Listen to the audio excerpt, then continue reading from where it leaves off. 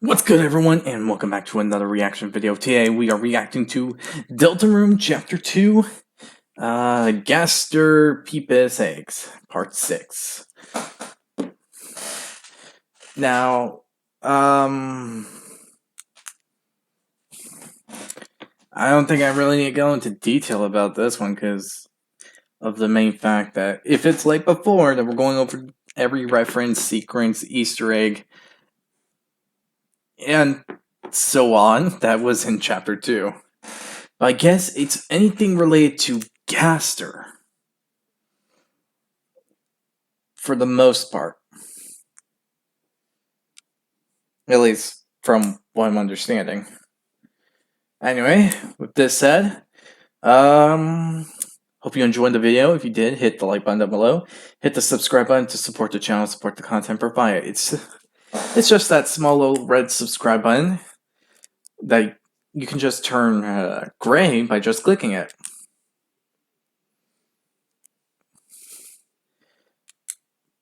Also, be sure to hit the notification button to be notified immediately when a new video comes out. Other than that, with the link to this video will be down in the description below. So if you want to be sure to click on that to see the original video if you want to be uninterrupted. Like no commentary from me or any other YouTuber, and then so on and so forth. Also be sure to give the creators some love and support for the video they made as well. Other than that, let's start this video, shall we? Easter eggs, secrets, and what have you.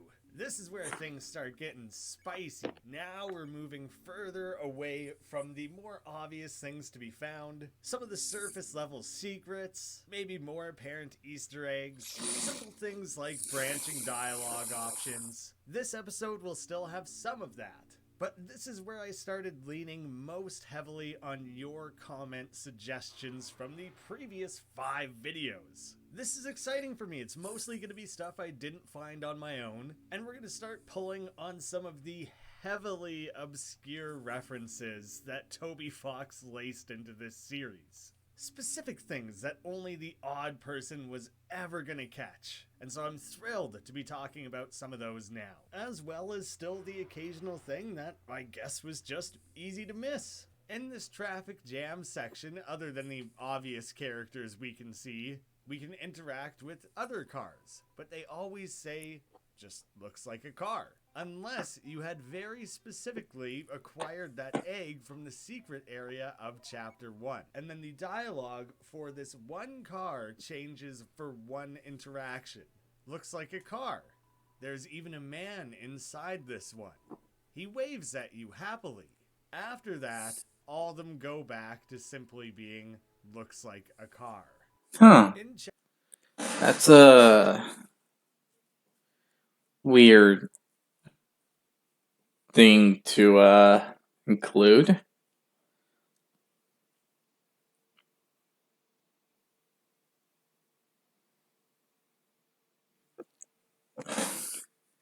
Is there like something specific about the man? Like, is it part of Gaster's followers or something else?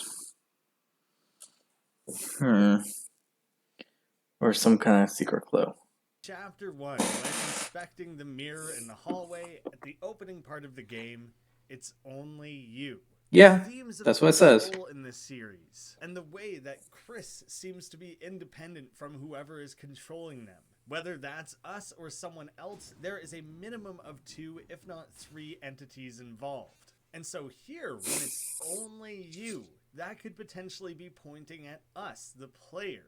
Interacting with the mirror at the start of Chapter 2 instead reads, it's what they call you. Reinforcing the idea of disassociating the body, the player, and possibly that extra soul. In Chapter 1, when inspecting the TV, doesn't seem to even be plugged in anymore. At the start of Chapter 2, the TV looks like it's plugged in, but it's dusty. I think it's legitimately just an error that text is in brackets for one chapter and not the other. Seemingly just more foreshadowing about the fact that Chapter 3 is likely going to be a TV world, and we can read into the implications of things being dusty as much as we want, but this may end up being a very dark chapter. The pose Susie is doing in this particular sprite is a reference to the 1969 animation Mr. Osamatsu. It is the shi pose used by the character Iyami. Wait, that's where that phrase comes from? I always wondered. Because it just. Because I just hear it one day and that's it. I don't know where it came from or anything. I just thought someone just came up with it. But it came from this? Huh. Well, seems like I learned something new today. Something that itself became rather iconic is a bit of an in-joke or a meme, with the Osusan anime being huge in Japan, and is a nice little reference for players familiar with that series and other traditional forms of anime. Now, I previously showed this extra cutscene that takes place heading down this hallway with all the supplies gathered on your head, but I missed a subpart of that cutscene. Now, I believe if you call Toriel at any point after the school day, this is the dialogue you'll see. Ah, Chris, you're going to do your project? Oh, are you calling to ask for my help? I'll go find our homemade scented glue sticks. Oh, you have a partner this time. Chris, that's wonderful. I hope they like butterscotch scented glue sticks. Calling again, Chris, do not worry about going to the library. If Birdley harasses you about our debt, I will come and throw a smoke bomb so you can escape. Maybe not. Try your best, honey.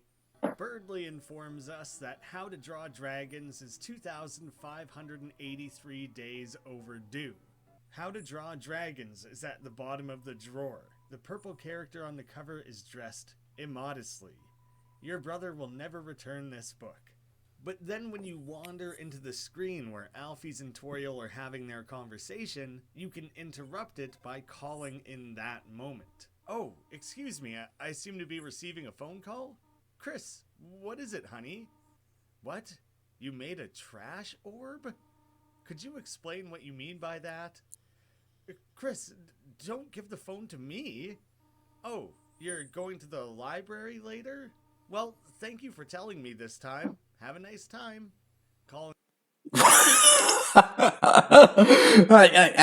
That is so much.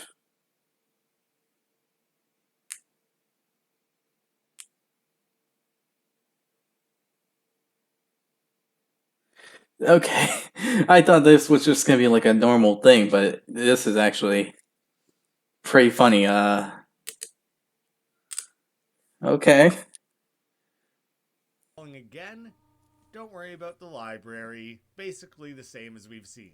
Can't let Mom find out you're balancing a giant trash orb. We're really insistent on establishing the concept of the trash orb.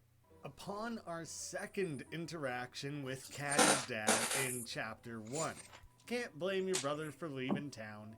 He's out there getting a big brain in the big school. Hope when he becomes a big shot, he remembers us little guys down the street.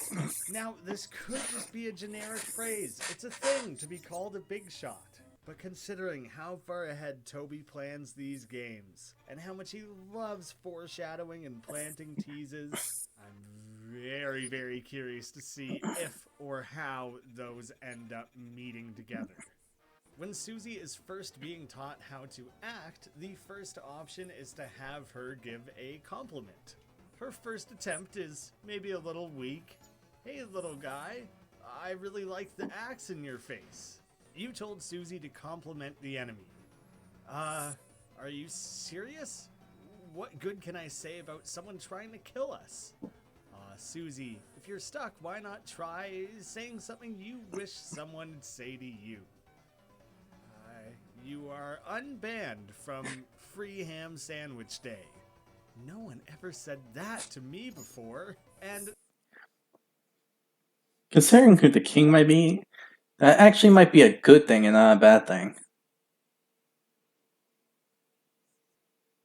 This little gag is paid off in Chapter 2. Speaking to the Rudin Ranger in Castletown, thanks to you, Commander, we've been liberated. I hereby declare today National Ham Sandwich Day of Independence. When Ralph Okay, you gotta admit, that's a bit funny. gives us the manual, we can choose to throw it away. You drop the manual on the floor with a resounding thud. Hey, Chris, what are you doing? Oh no, is that the manual? Looks like you accidentally dropped it. Here you go, Chris. You don't want to lose that. You've got the manual again. You then have to throw it out a second time. You toss it again. The pages scatter in the wind. Our low resolution shocked Ralsei. That's okay, Chris. I can always... I'll just make a better one next time. And there, no more manual. If you had insisted on throwing away Ralsei's manual, you get a little garbage can next to your bed. It's a trash can. Here, Chris, in case I make another manual, you can throw it directly in here. Right?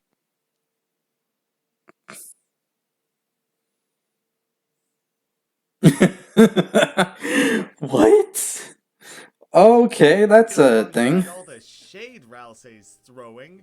When you try to enter the Dark Castle at the beginning of Chapter 1, Ralsei will specifically say that at the end of our adventure, we can come back and he'll bake us a yummy cake. At the very end of Chapter 1, Ralsei lets us know that should we ever come back, he'll be sure to bake us some yummy cakes. When you first make it back to the Dark World, and Ralsei sends you to go gather up everything from the closet, if you instead book it to the castle, how are you going?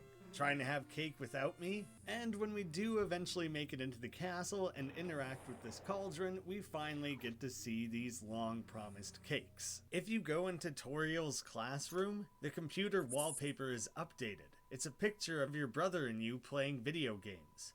Your brother is using the knockoff controller. Not a reference, but just a very sweet implication. It's such a common joke that the older brother will hoard the real controller or the official controller, and then have the younger sibling either playing without a controller plugged in at all, or at the best, the crappier controller. So it just...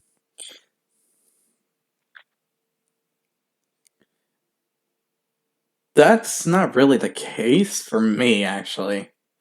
It was kind of the opposite. More like the younger sibling for me grabbed a controller that was good for them or the best one that they like, and either gave everyone else either an okay one or a crummy one.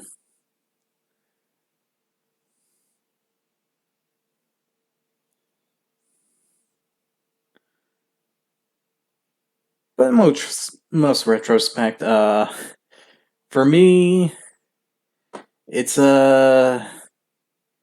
more they hog all the controllers if they don't charge one or all that. Even my own. Because I got my own personal one.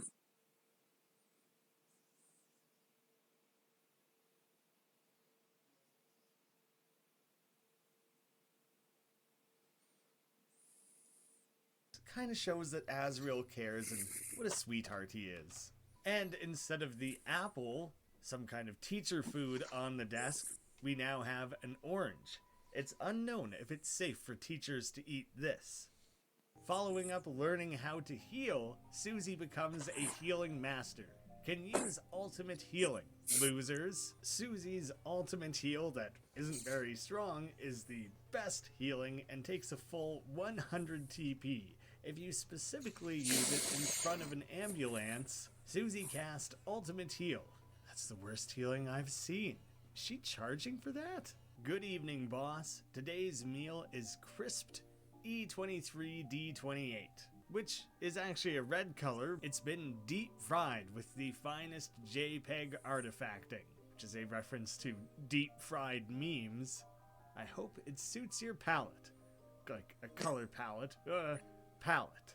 Great gags all around, just love that interaction. If in Chapter 1, up at the top near the water, you do not interact with Onion at all, just totally skip it. Then come Chapter 2, we have a special guest visitor instead. Oh, hey, listen up. See that weird circle on the beach? Yesterday I waited on it and something weird came out. Of course it's not yesterday anymore, so too bad. And again, oh hey, when that thing showed up I called it weird. It sunk back into the water.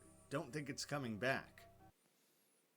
Did we ever see that person before? There's a very interesting little fake out going on here. When this character is closed up, they look specifically like Clam Girl, the character Ah. Goner, and who first teased the inclusion of a character named Susie. But when they open up, they are instead Clam Guy, an NPC we would have seen in the Hotland. Absolutely, that was meant to throw us off. And with my own suspicions that one of the dark worlds will be underwater in this area, I'm guessing... Yeah, sadly I would believe it. And if that's the case, that's probably the one Undyne would be a part of. So maybe the TV one's Toriel and the underwater one's Undyne. Probably. For all I know, it could be Asgore.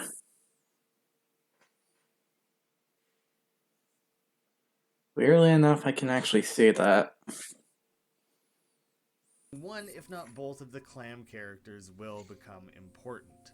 When first jumping down into the castle town, we have all these sparkles that fly off of Chris, then fluttering down into the world and populating it with the Darkners. When we first jump down into this new dark world, one single lone sparkle floats away from Chris. This would actually be Rule's card jumping away from us to go do whatever it is he does with his own time down here. I just like that added detail that it is quickly established and communicated that he does in fact leave as soon as we come down here. This is such a... That's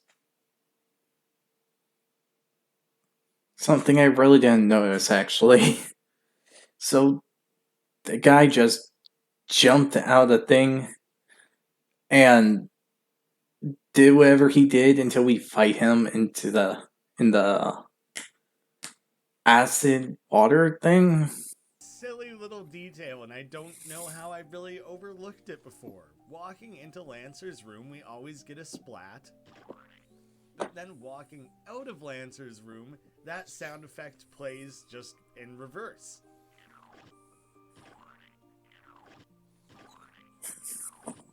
It's just very satisfying in a weird, disgusting sort of way. At the opening part of this game, if you wander off to the left, we have Mr. Society hanging out by himself. Oh, it's quite a wonderful town, really. Thank you. So, why am I alone here? A bit of self-reflection, I suppose. I do realize I was quite a coward before, so I wanted to say, well, I still am. My cards, I cannot handle society. For now, I'll be living at the top of this cliff. When I'm ready to meet society again, I will be back. Thank you. Thank you for the wonderful home. I will not use it. And away he flies, just floating on up. After Mr. Society... That actually left me dumbfounded. I'm going like, what's that sound? The sound effect really gave me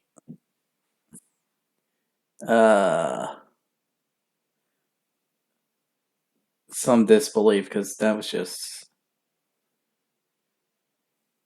that just made my day right there. Away, you can then talk to Mr. Elegance about it. Mr. Society left, didn't he?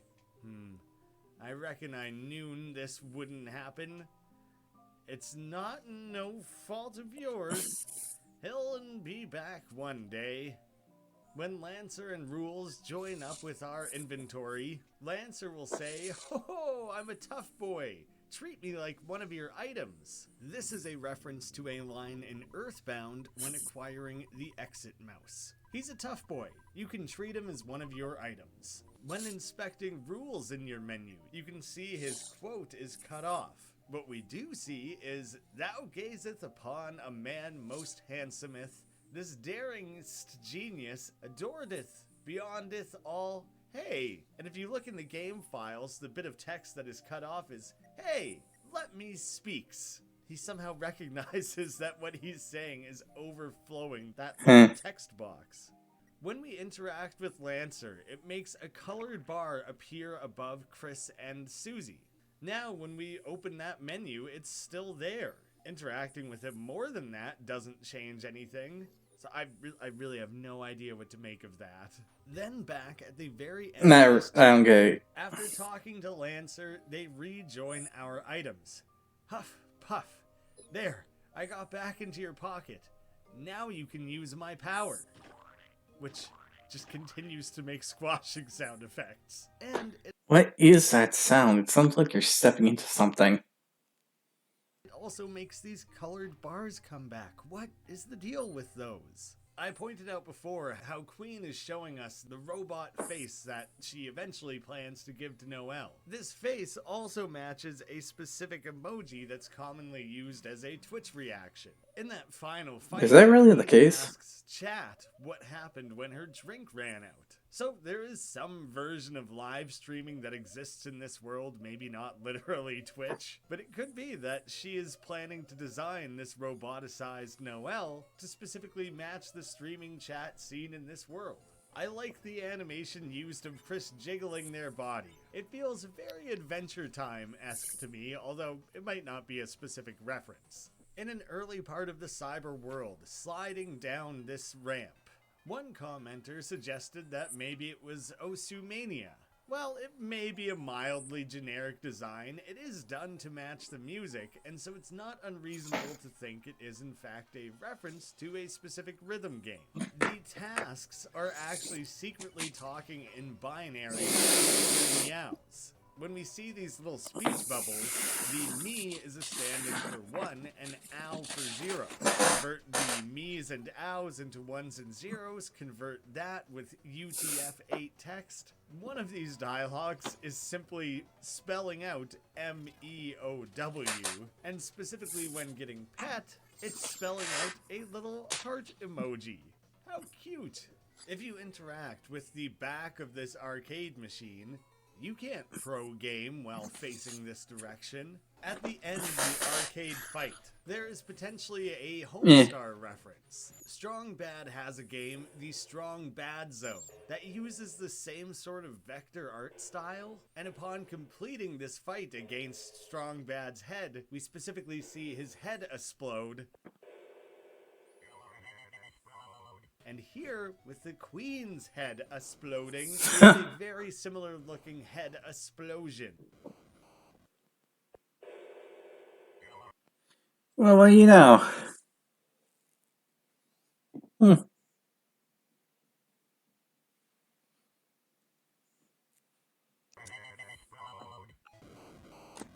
When you specifically respond to Queen with bosom, we get a quick little blush from Rousey. I've pretty consistently been calling this guy Newbert. That's just kind of how it looks like it would be said, and also, I don't know, he's a new character. It's been pointed out that he's probably specifically meant to be Nubbert, like Nubbert, because he is a little nub. Most likely meant to be one of these little things that used to be present on old keyboards. That was specifically referred to as a nub. Some have suggested that maybe he's meant to be a reference to Humphrey from Amori, and yeah, Toby did contribute to that game, and its release was a pretty big deal. So there's a slight chance, but they do feel different enough to me. This little dancing figure that pops up as a little advertisement, whatever it would be, is a horned figure that does look quite reminiscent of the trolls seen in Homestuck, but maybe it's meant to be a reference to the Jamiroquai logo, and one of the poses seems to maybe specifically be referencing the Virgin Walk. So I don't know if all this is a reference or any of it. I mean, we even have a horned character standing right next to us, so it doesn't necessarily prove anything. Now, the Virokun is meant to be like a computer virus, but the name is instead a specific reference to the Pico-Pico-Kun from Mega Man 2. Their overall pinkish color palette, and the way they shoot these pairs of attacks towards one another so that they collide in the middle, are also tied in specifically to how that Mega Man enemy was presented and attacked. And they have this other attack that's obviously a Space Invaders reference.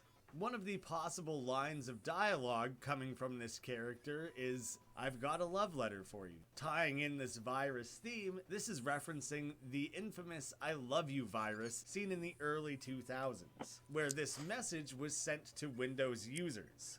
And obviously, Really? with them wishing us a Happy New Year 1997, we can't not think of Spamton, and the significance that year has been given elsewhere in this chapter. When we use Take Care X, we have a brief swap to all three of our characters, dressing like doctors. Chris is offering up hot chocolate, a favorite treat of theirs that they have a special sentimental connection to. Susie opts for a giant stabby needle, makes sense seeing how much she loves spiky things. And Ralsei bakes a cake, as we know he loves to do. I love the detail of these mercied Virokun's little antennae turning to hearts and their spear turning to a peace sign.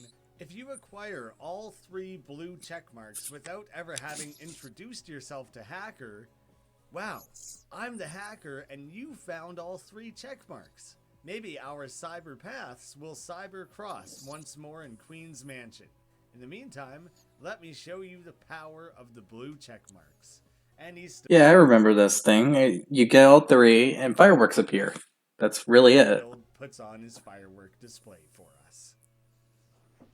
While not specifically confirmed, it's been speculated that Sweet's design is a possible nod to the Noise Master from Cucumber Quest, a webcomic for which Toby composed music. During this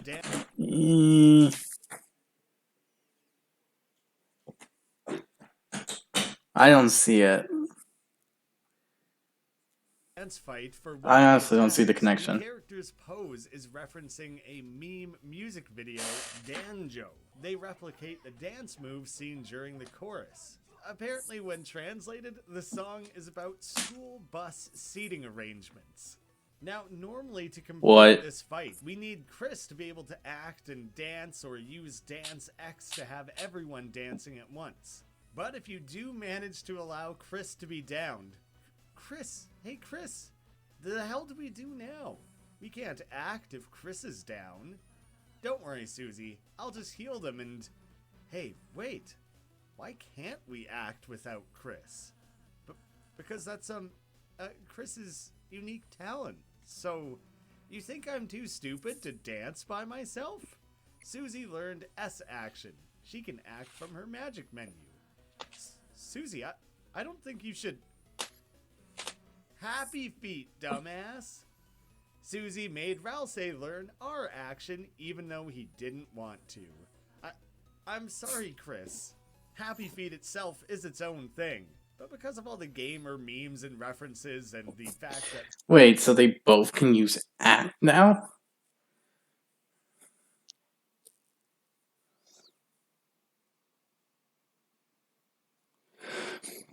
Oh wait, no? I did that too.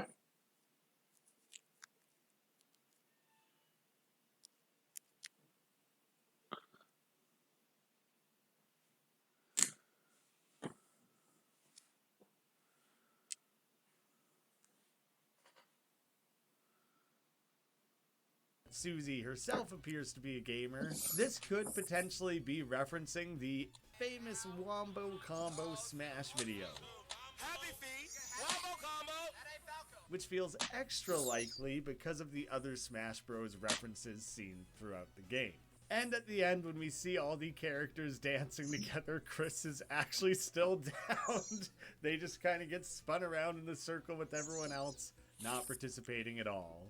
With this eye puzzle, when we toggle a glass bridge to walk across, it's seemingly a one-time use, but we actually see these glass panels at least one other time, just not No, we quite in don't. the same way. If you race ahead on the conveyor belt and abandon Susie and Ralsei, and then specifically cut across to the top, they will be dragged along the conveyor belt and skip across this corner to catch up with you.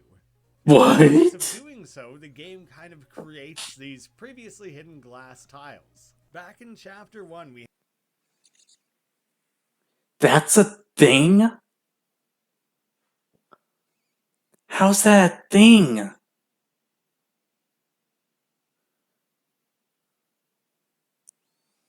have these eyeball symbols on the wall. It's not anything you can interact with, and in a previous episode, I acknowledged the way they connect to the Yuminiki fan game .flow, which is also where the whole potassium thing comes from, but we again see these eyeballs when Ralsei is describing the Titans. Something that is probably going to be a major part of this series, being teased right from the opening moments of the first Dark World. While we're back on the subject of .flow, I do now finally know where the whole potassium joke in that game came from. It's a joke surrounding the game, not something actually found in the game. There is an NPC surrounding the game who is nicknamed Smile, something of a recurring motif in the Deltarune and Undertale series. At one point, Smile has a direct voice line in the game. What they're saying is, "You're a sick girl, but I'll see you again." You'll sink here, potassium again. However, there is a relatively heavy accent delivering that line, and "but I'll see you again" really starts to run together. But I'll see you again, but I'll see you again, but I'll see you again, potassium, potassium, potassium. You'll sink here, potassium again. That first part is up. That is really, really cringy. The fact that if it came from that would be cringy as heck. I mean, what the heck?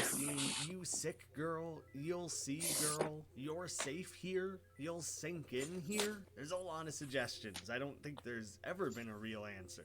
You'll sink here, potassium again. So there, now we know the specific details of where potassium actually comes from in that game, and tied it together to the idea of smiles. When the queen turns on the high beams, she basically creates her own bat signal. The reference isn't any deeper than that, just is the queen signal. Now, this spinning red floppy disk isn't something I had specifically made a connection to. Shall I help you save? No. I shan't. I haven't the faintest idea what that is. This little character is most likely a reference to Cave Story, a very influential indie game, and one in which you would save by interacting with spinning red floppy disks. The pose Birdley makes when he gets blasted off from his failing coaster is almost identical to the death sprite seen from Sonic in early the Hedgehog games. That's such a strange way to say it. I thought I'd feel more natural than saying Sonic twice so close together, but no, it was definitely worse. Trashy is a hyperactive, googly-eyed weirdo That's debatable. He wants. One who specifically tries to give you relatively unnecessary tooltips. And with the naming convention of being Object-y, the character all around is likely a reference to Clippy, seen in old versions of Microsoft Word, really tying together this whole theme of early computer technology and internet. Birdley crushing his smart scouter out of frustration is yet another one of those things that's meant to make us think of Dragon Ball Z. Those Saiyans always crushing their scouters. There is extra dialogue from Birdley in this fight if you chase away his minions with the Sleep Mist. That's right, Chris. Unlike you, I have a loving team behind me. And you'll never beat us fighting alone. Hey, wait, where'd the other guys go?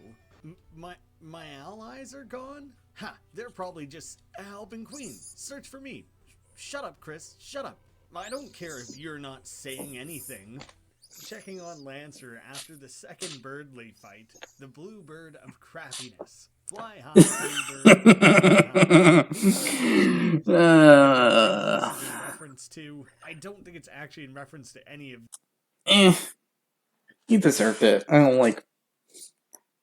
Burley isn't really one of my most favorite characters.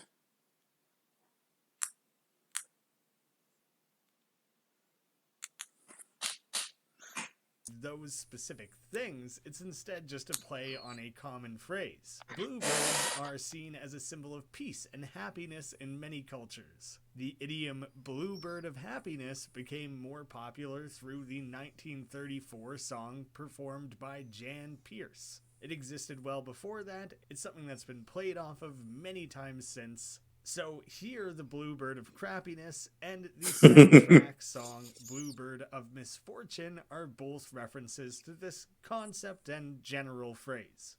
The dialogue in the scene where Queen comes looking Maybe so, but I find it hilarious.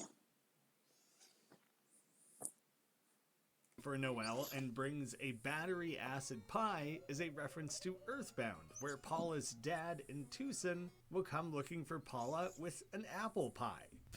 Polly, where are you? It's time for a yummy piece of pie. Maybe there's a different scene that matches a little more exactly. This is the best I could find. Maybe someone could help me out if there's more to it. This could also be a twofold reference. We know Toby was involved in the music for the Homestuck series. So maybe the appearance, the idea, the gag here is also intended to look like a soapper pie from that series. Birdley even baked a gamer's delight that looks the exact same. As we work together with Noelle, slowly spelling out December, she ends up behind these columns and overpasses at various points, telling stories of her sister's deaths and growing up. Going under this overpass, she very briefly becomes the outline of a childlike Noelle, fully leaning into that nostalgic moment. I love the little detail here that Asriel's sleeves smell like cinnamon, as do seemingly all things related to the Dreamer family. In the bottom right-hand corner of Toriel's classroom, we have the Throne of Gods. Just a big old stack of chairs. And in the mansion of Chapter 2, just past the room with all the cloches, the Supreme Table. You won't be able to use this without the Throne of the Gods. I don't know why people are stacking all these things together, but it's interesting that it's tying together something from a different room of the school, especially when we're not currently in the school at all. Bear with me.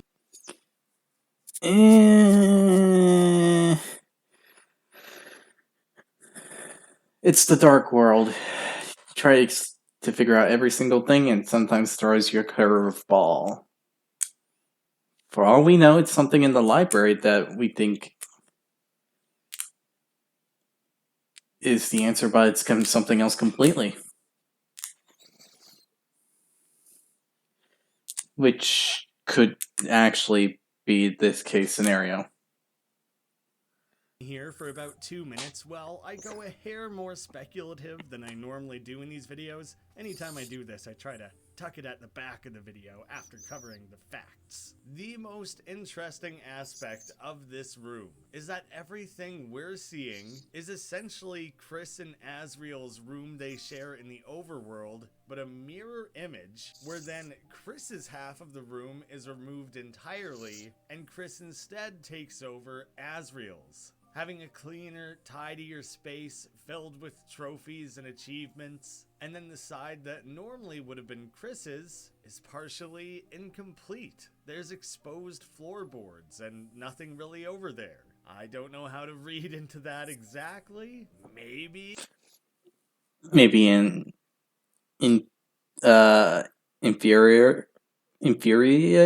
I can't say the damn word.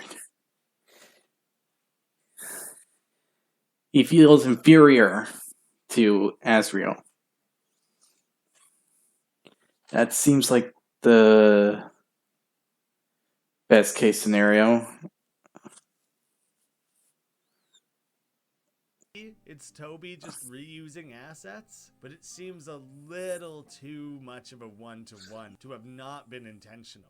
It could be intended to show that Chris has no real identity of their own. Maybe Ralsei had to design the room around Asriel's personality profile because Chris is really lacking one. I personally think Ralsei being an anagram...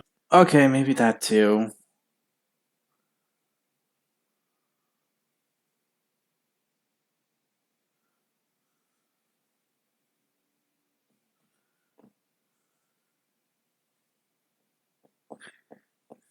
That could also be definitely the case, actually. Because we technically took over Chris. Then Ralsei may have Well, designed not this took room, over, but pulling from some sort get of it. shared memories where he only remembered Asriel's side. Or maybe it's the result of some secret unspoken desire that Chris envies Asriel and his accomplishments. We can see that Susie's room also has the half-finished sort of aesthetic, so maybe I'm reading into that part too much. But I'll be so damn curious to see if the rest of this is building to something. Thank you all so much for watching. It takes a lot of time to comb through thousands of comments. No wonder YouTubers eventually give up on that. But I really don't think I'd be able to put together this video without everyone's help. So thank you all. I don't see any problem with it. Sharing. There's enough for at least one more video. I don't know how many times I've said that at this point. I've got some more exciting things cooking up for this December, so keep an eye out for some non-Deltarune content, because I think some of the stuff I have coming up is some of my favorites that I've ever done. Thank you to the ongoing support of our patrons. Consider checking that out. I'm trying to do new things over there to make it feel worthwhile, and I hope to see you all again soon. Huh?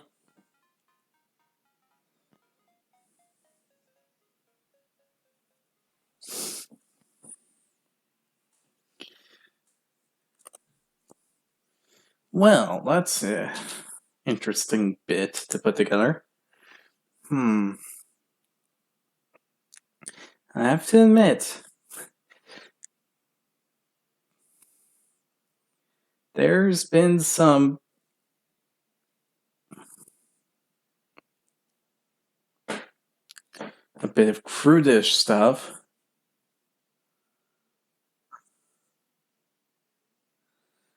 But I have to admit, my favorite part was immediately the guy right here just running away.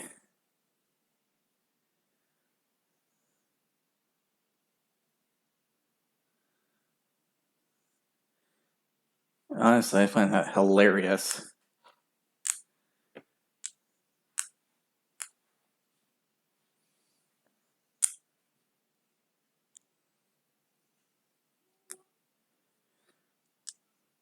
Tell me what your favorite part to this was in the comment section down below. Hit the like button if you enjoyed this video as well. Hit the subscribe button and notification button to be notified immediately when a new video comes out. And to support the channel and the content provided. Because your support helps with making more videos for you all in the future. Again, the link to this video will be down in the description below. So be sure to give the creator to this video some love and support. Other than that, I will see you all next time. Bye!